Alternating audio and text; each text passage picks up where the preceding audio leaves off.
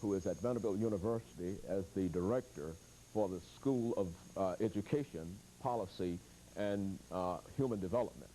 And let me welcome both of you to the show this morning. Thank you very much. Vincent, one of the things that we'd like to talk about this morning over the next half hour is the general reform movement in education throughout the state of Tennessee.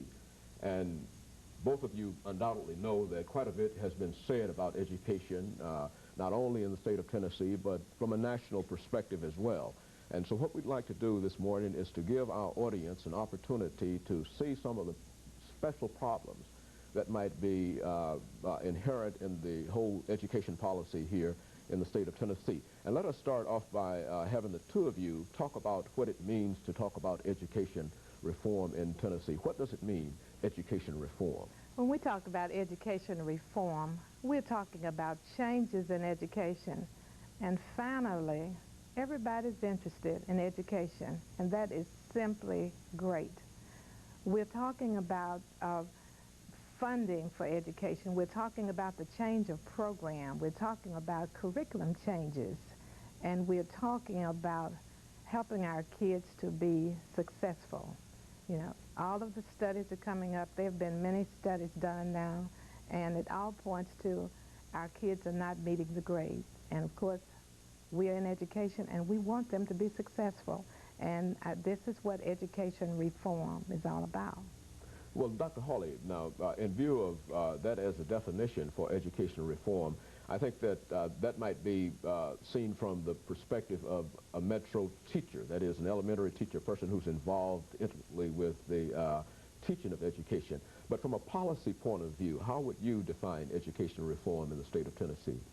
Well, I think that focusing attention on children, as Ms. Vincent did, is the crucial thing. If we reform the schools,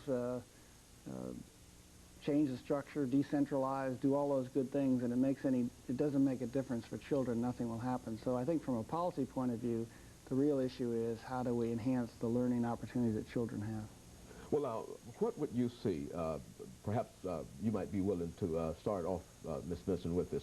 What do you see as some of the major elements in bringing about education reform?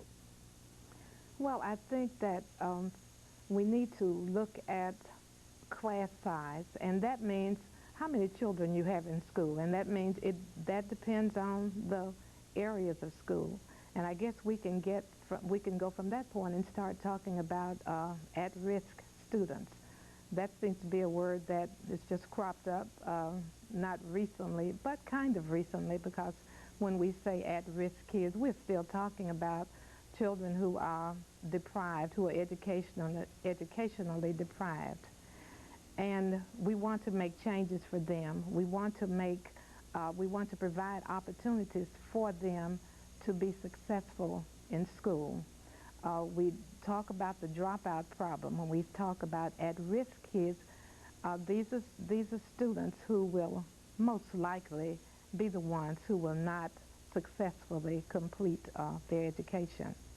Well, Dr. Hawley, when we talk about at-risk students and students who diversity in education and those items, quite a number of studies have been done quite recently ranking various schools throughout the nation, and of course the state of Tennessee does not rank that well.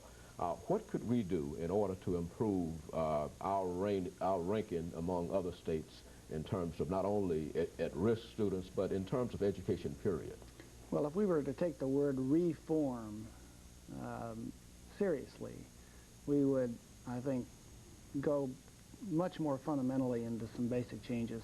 We can't catch up with other states. We're too far behind. We've got to leapfrog, if you will, is the metaphor I like to use. So I think when we say reform, I think it means we're changing the relationship between teachers and students. We know a lot more about learning now.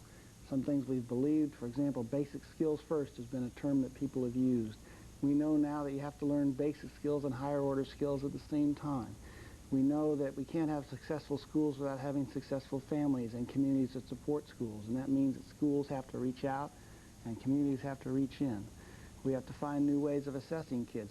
We're boxed into a narrow conception of learning that I think puts teachers in difficult positions and and causes us to set our sights too low, in fact. So there's a movement around the country to develop ideas like what we call authentic assessment. We've got to change the way we fund our schools. You know, we've seen a lot of changes in the South, and people here say, gee, we've made a lot of changes over the last few years, and aren't we paying more for our schools? But in the last 8 years, we've changed funding in the United States more than any other period in the country. And during that time, the northern states mainly, although not all northern, that have made a commitment to this, have outstripped us in spending by 3 times, so that the gap is widening. We're falling farther and farther behind in our ability to support education. Well, let's look at funding. Well, I was going to add to that.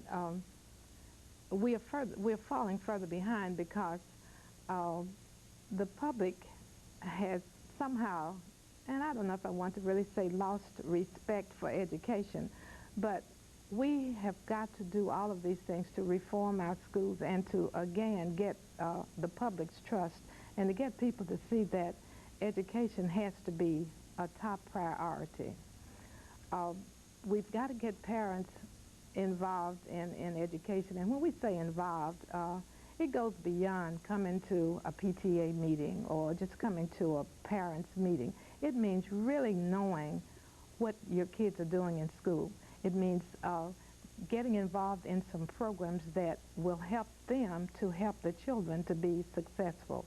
It means getting to know the schools and to know the needs of schools and to really know when you're out talking about needing more money that this is why you need the money. You need it for programs. And until respect has got to be a lot, it's got to mean a lot to our educational system. Well, I think both of you have indicated that the children play a very, very important part in the entire system. But the children will not be able to reform the system, and I think that they are the parents, as you indicated, the administrators and the teachers within the system. And let's look at those 3 elements and think in terms of how best can we go about bringing about some kind of reform. Dr. Hawley, given this idea of parents playing a very, very important part and the community playing a very, very important part, how do you see administrators and teachers in this whole aspect of reform, and what should be their responsibilities? Of teachers and administrators? Teachers and administrators in terms of reform. Well, the key to this is, and I'm not just saying this because of my colleague here, but teachers are the key to this, and every parent really knows that. Worry very much about whose class is my child going to be in. And that means we have to pay teachers a decent salary. We have to create conditions where they can use their expertise. And we have to do something serious about their education. Frankly, although we do our best in teacher education and so forth, we invest less in the professional development of teachers than any company worth its salt invests in its people. And for that matter, we invest less in our teachers than is true in other countries.